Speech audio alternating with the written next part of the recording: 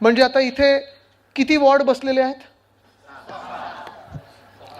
6 विधानसभा नाही 6 वॉर्ड, बरोबर. 6 वॉर्डमध्ये किती उमेदवार असतील? 6. इच्छुक किती आहेत? हात वरती करा.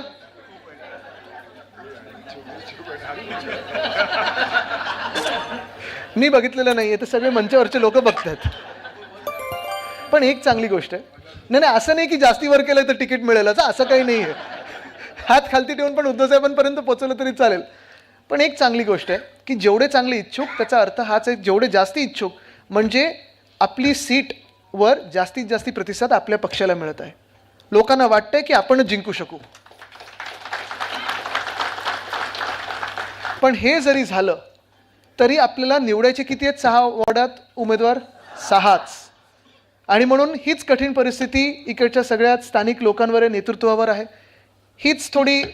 हाच कठीण क्षण असतो आमच्यासाठी आणि उद्धव साहेबांसाठी की सगळेच आपले असतात, सगळ्यांनी चांगलं काम केलं असतं, पण आपल्याला ह्या सगळ्या इच्छुकांमधून प्रत्येक वॉर्डसाठी एकच उमेदवार निवडायचा असतो.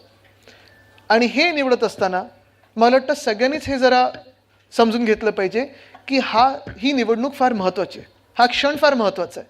आणि ह्यावेळी जो कोणी उमेदवार बनेल, जी कोणी उमेदवार बनेल, ठीक आहे, आम्हाला कदाचित ह्यावेळी नाही मिळणार, पुढच्या वेळी मिळू शकते संधी, पण आपल्याला जे कोणी उमेदवार उद्धव साहेब देतील, आपला पक्ष देईल, त्याच्या खंबीरपणे मागे उभं राहून त्यांना जिंकून आणण्याचं काम आपल्याला करायचं. तयार आहात?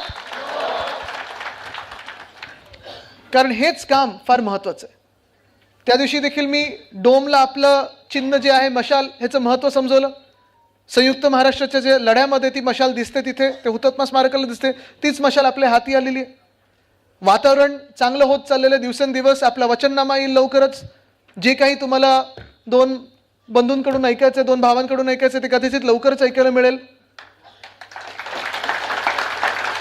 पण हे सगळं होत असताना प्रत्येक सीट आपली असो त्यांची असो, अजून काही अफवा पसरले असतात. मग काही मला लोक मेसेज करतात की हे आपल्याकडे की त्यांच्याकडे, असं कुठेही काही कोणी सांगितलेलं नाहीये बाहेर. ते जे सांगतील ते अधिकृतरित्या येईल. पण आपल्याला ठरवायचं आहे की आपल्याला कितीही इच्छुक असले तरी अधिकृत कोण आहे आपल्याला? आपलं उमेदवार, बरोबर आहे.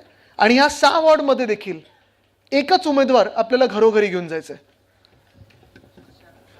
बरोबर आहे. आपला उमेदवार कोण आहे? मशाल. हीच मशाल आपल्याला घरोघरी न्यायची आहे. कारण जो अंधार मुंबईमध्ये येत आहे, मुंबई जो खेचून घेण्याचा प्रयत्न होत आहे, मुंबई आपल्या हातातून घेण्याचा प्रयत्न होत आहे, त्याला रोखण्यासाठी आणि ह्या दुष्ट प्रवृत्तीला जाळण्यासाठी एकच आता आपल्याला हातात घ्यायची, ती म्हणजे मशाल. धन्यवाद. जय हिंद, जय महाराष्ट्र, वंदे मातरम.